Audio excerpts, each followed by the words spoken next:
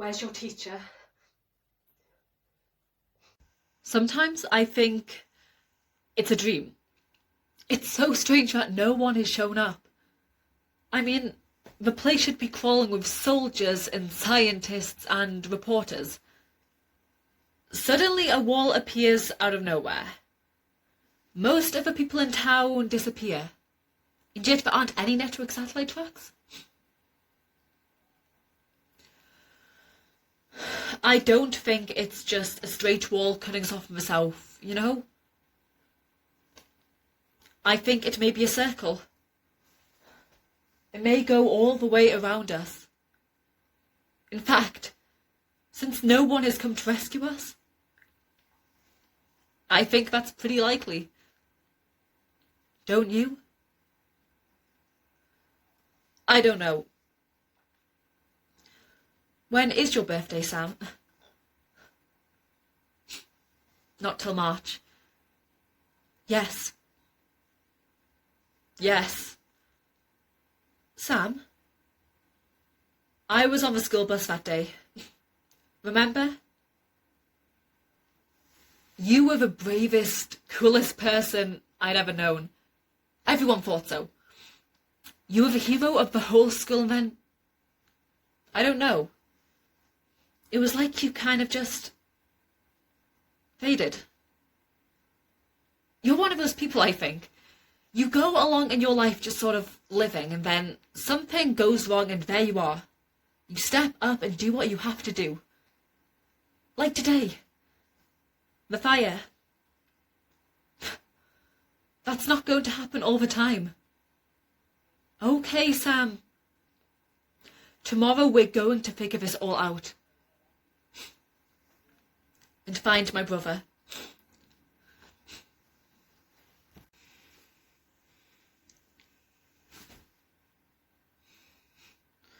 So, you came crawling back, eh?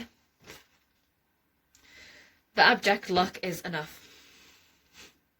It would have been surprising if you had. I wasn't interested in being seen. Are you asking if you may come in?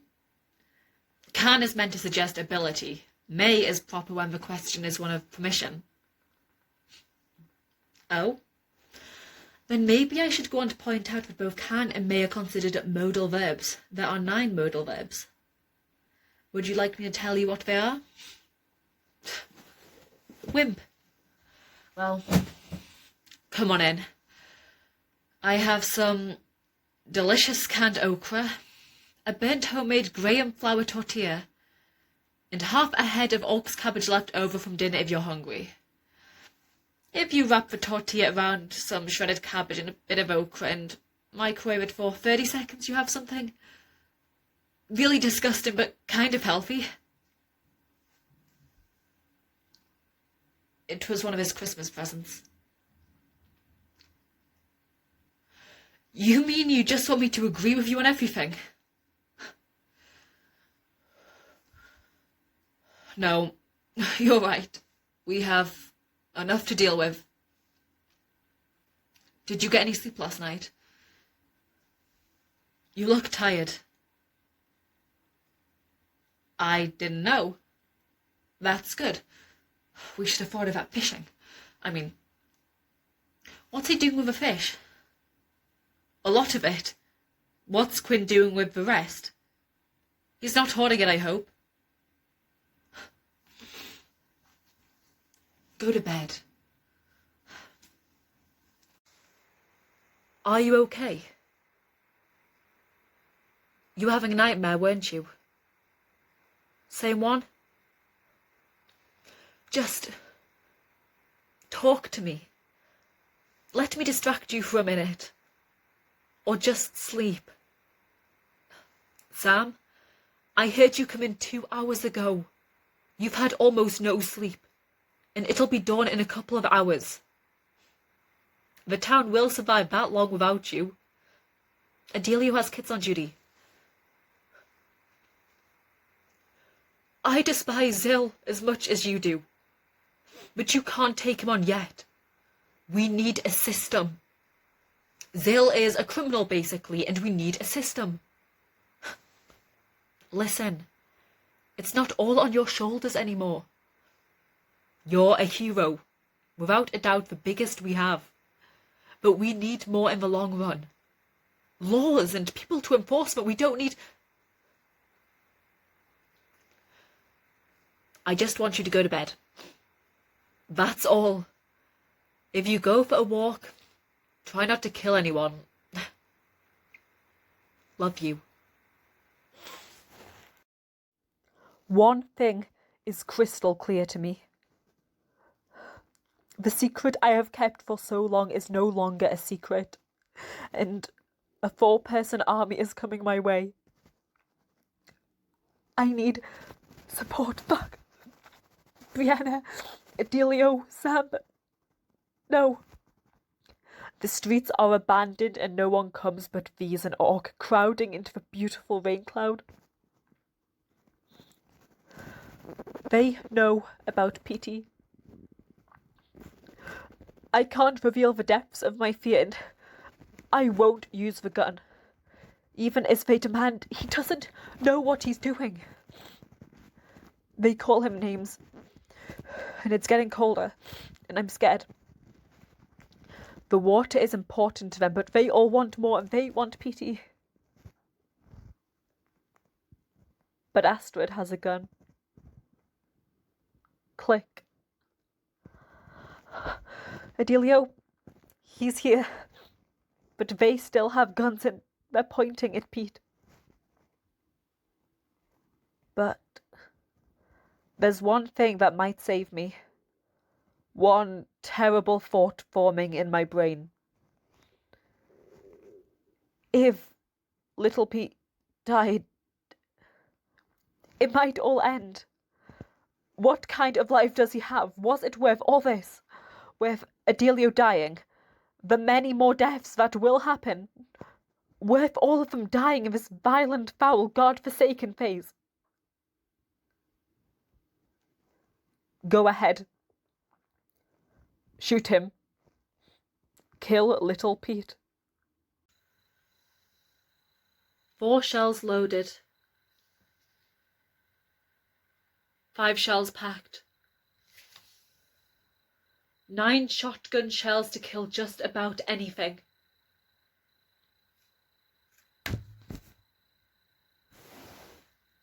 Aside from him. Deep down, he scares me. The first person in my life to hit me, the sting and force of that slap still hurts now in memory. I was certain it would escalate to punches and that he would beat me, and that it would give him so much pleasure that nothing I could say would stop him.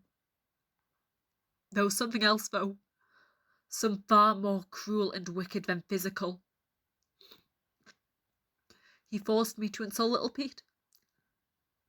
Betray him.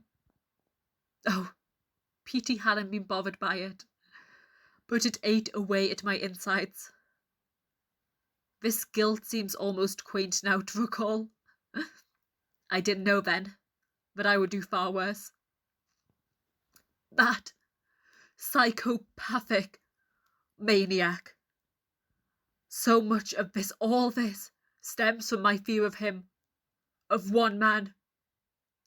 He was part of the reason I had to manipulate Sam, for protection for me, for Petey.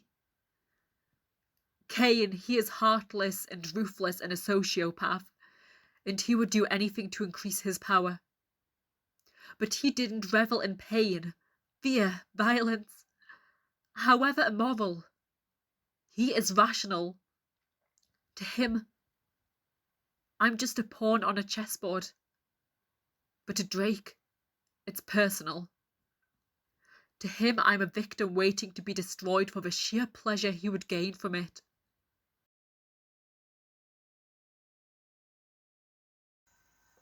I could blow his head off. It wouldn't kill him, but it would bring a sense of reassurance. There's around 6 or 7 miles to go. Rough terrain, steep hills without trails. I'll have to keep up a good pace to get there before night and see Sam. Sam. He'll have questions. He'll make accusations. He will be angry and resentful. But I'm strong. I can deal with that. There's other questions, though. What if he isn't mad or sullen? What if he smiles and puts his arms around me and tells me he loves me still? I'm far less prepared to deal with that. Because I've changed. The sanctimonious girl with so many certainties in her head died with little Pete. I did an unforgivable deed and became selfish, manipulative, ruthless. I am not a person someone like Sam could love, or a person who could love him back. It's a mistake going to him, but no matter all my failures, all my foolishness, part of me is still the girl I want to rub away. Astrid, the genius who I yearn to obliterate. Yeah, right. Genius. He shouldn't ask you to do this. You've done enough. You've done more than enough, 100 times more than enough. You're supposed to survive the endgame. Maybe you just need to hide out with me. Hope it all blows over. Maybe don't just go looking for a fight. Maybe just let it be someone else. Because if Gaia isn't weak, if she's exactly what we think she is and just as dangerous as we're afraid she is, then what, Sam? I love you for all the good it does. Best isolate her. Take out Drake. And Sam, if you need to, take out Diana. Gaia seems to be relating to her. If you find Diana is still alive, it will be because Gaia needs her or maybe cares for her. That's a vulnerability. Exploit that vulnerability. Just promise me, Sam.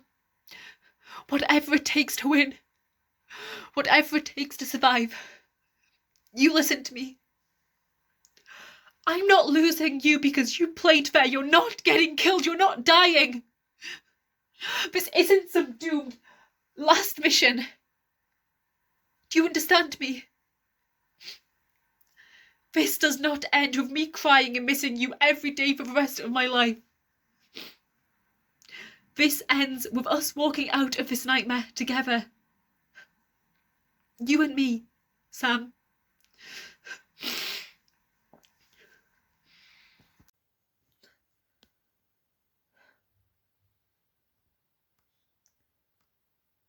Turn out the light, Sam.